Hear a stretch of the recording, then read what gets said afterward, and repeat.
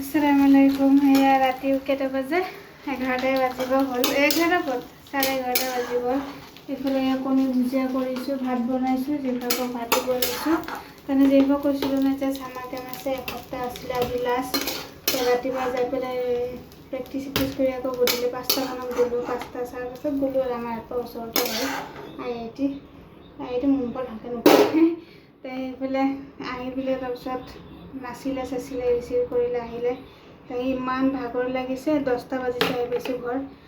আহি পাই পেলাই এতিয়া কি কৰিম, পিছত ভাত বহাই দিছিলোঁ, তাৰপিছত কণী আনিলে, কণী ভুজিয়া কৰিছোঁ, দি পেলাই দিছোঁ। মইতো কণী ভুজিয়া বহুত বেয়া পাওঁ, মই অমলেট কৰি অমলেট কৰি দিছোঁ, মানে অমলেট বনাম আৰু ভুজিয়া কৰা নাই। এইফালে কণীটো দি দিছোঁ, কেৰাহীটো এটাতে দি ল'ম। আহি পেলাই বহাই দিলোঁ পটাপট। ফ্ৰাই ঘৰ মালিক তাতে খাই আছে, পোলাও আছিলে জিভাকক দি দিওঁ।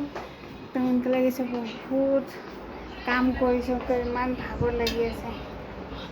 গোটেই লেতেৰাবিলাক কেতিয়া সামৰিম, কালি এইবিলাক চব এইবিলাক জাপিটো আনিলোঁ, গগনা আনিলোঁ, সেইখিনিতে 250 টকা গ'ল। কিমান দাম সৰু জাপি এইটো, কিছুমানে 100 টকা আনিছে, কিছুমান 150 টকা। মই লাষ্ট মণ্টত নাপালোঁ কাৰণে কাৰোবাক আনিব দিছিলোঁ। এই কৈছে কিমানটো বোলে, গগনা আৰু জাপিটো লৈ 250 টকা।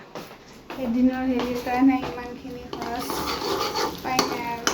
এবাৰ এইবিলাক থাকিলে আৰু এবাৰ কিনিব হৈ যায়, বাৰ বাৰ কিনি থাকিব নালাগে। সেয়া আৰু কি কৰিম আৰু, গৰম। কণীটো ভাজি আছিলে, খাব দিছোঁ। অকণমান বৰষুণ দিলে, গধূলি 5টামানত বৰষুণ দিলে। কি বৰষুণ, তাতে সোমাইছোঁ বৰষুণত।